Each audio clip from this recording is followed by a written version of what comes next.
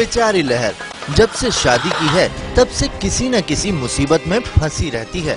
मानो अबीर के साथ नहीं मुसीबतों के साथ ले लिए हों 7 फेरे। मंगलम गरुड़ध्वज मंगलम पुंडरीकाक्षं मंगलाय तनोहरि।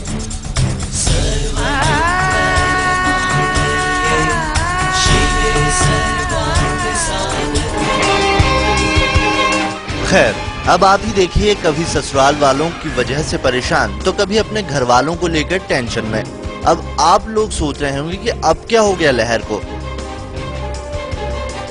तो दरअसल बात ये है कि लहर के पिताजी हॉस्पिटल में हैं। जी हाँ, पता नहीं अचानक लहर के पापा को क्या हो गया जिसकी वजह से उन्हें हॉस्पिटलाइज होना पड़ा। हॉस्पिटल में इसलिए है क्योंकि पापा की तबीयत थोड़ी खराब है और जाहिर सी बात है कि शादी जिस परिस्थितियों में हुई थी उसमें खुश कोई भी नहीं था। बट अभी थोड़ा तो इसलिए पापा की तबीयत खराब है तो नेचुरली अबीर और लहर जो है कहीं भी पीछे नहीं रहेंगे। ऑफ कोर्स मेरे फादर हैं तो उनके साथ ही हूँ। लहर के जो डैड हैं उनकी तबीयत थोड़ी सी खराब हो गई है और हम उनको हॉस्पिटल लेके आए।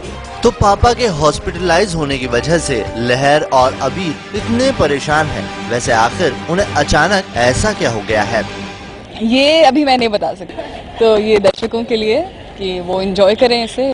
लो जी, लहर तो बताने की बजाय मजाक करने लगी। वैसे अबीर मियाँ का भी कुछ यही हाल है, क्योंकि जब हमने जनाब को बताया कि लहर अपने पापा को लेकर काफी आंसू बहा रही है तो सुनिए जरा उनका जवाब क्या था।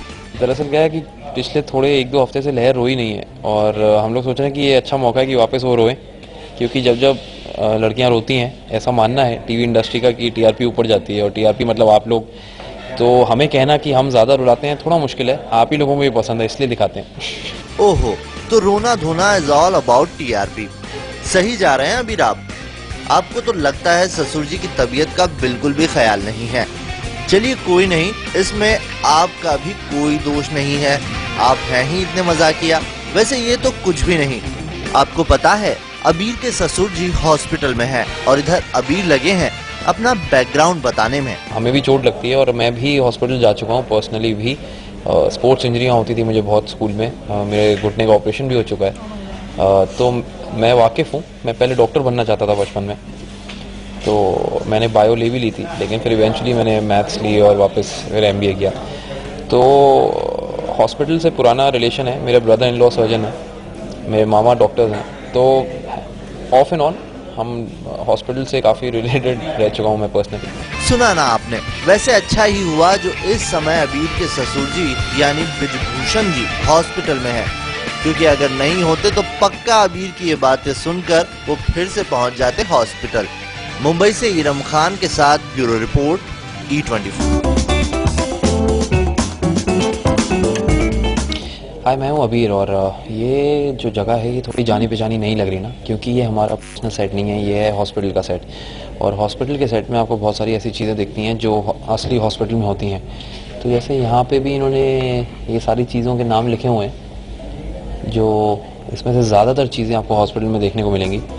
कई चीज़ें सिर्फ ऐसे ही लिख दिया जाता है सिनेमैटिक लिबर्टी के हिसाब से कि ऐसा साउंड करे कि कोई बहुत बड़ा सा नाम है और कोई बड़ा सा टेस्ट है। क्योंकि मैं ये बताना चाहूँगा, जो हमारे सेटिंग वाले होते हैं, सेटिंग मतलब जो सेट वेट डिज़ाइन करते हैं और आर्ट दादा वगैरह होते हैं, तो कई बार उनको समझ नहीं आता क्या लिखें।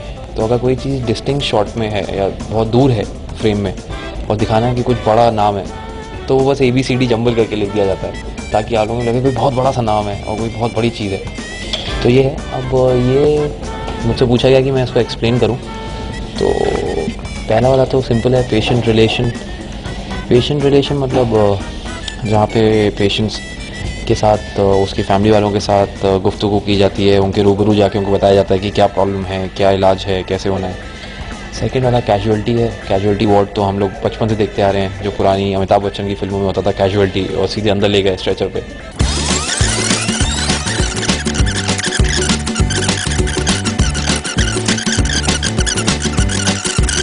और स्नैक काउंटर जो है वो मेरा पसंदीदा है, क्योंकि जब भूख लगे तो आप यहाँ जाएं और खा पी के मस्त हो जाएं। तो ये जो है सबसे कॉमन चीज़ है, स्नैक काउंटर। तो ये था मेरा हॉस्पिटल ज्ञान साइंस की क्लास। होपफुली आपको कुछ समझ में आया होगा। मुझे नहीं आया।